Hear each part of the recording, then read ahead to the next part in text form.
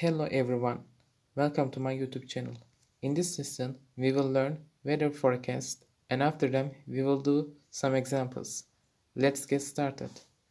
Hava durumu, hava durumu, weather forecast, güneşli, güneşli, sunny, bulutlu, bulutlu, cloudy, parçalı bulutlu, parçalı bulutlu, partly cloudy, yağmurlu, yağmurlu, rainy, rüzgarlı, rüzgarlı, windy, gök gürültülü sağanak yağışlı, gök gürültülü sağanak yağışlı, thunderstorm, fırtınalı, fırtınalı, stormy, sisli, sisli, foggy, karlı, karlı, snowy, soğuk, soğuk, cold, sıcak, sıcak, hot, esintili, esintili, breezy, nemli, nemli, humid, kapalı, kapalı, overcast. Let's make some examples. Bugün hava nasıl?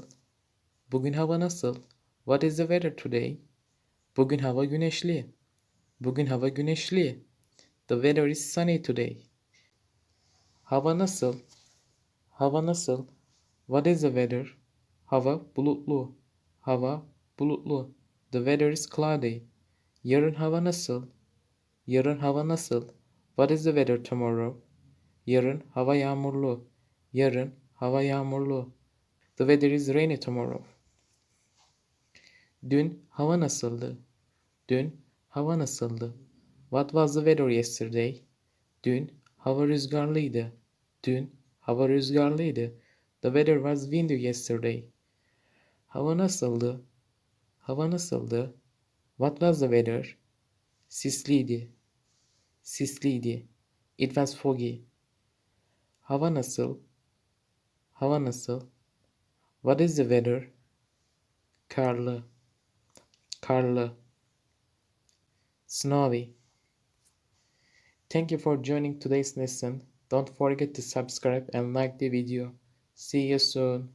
Hoşça kalın.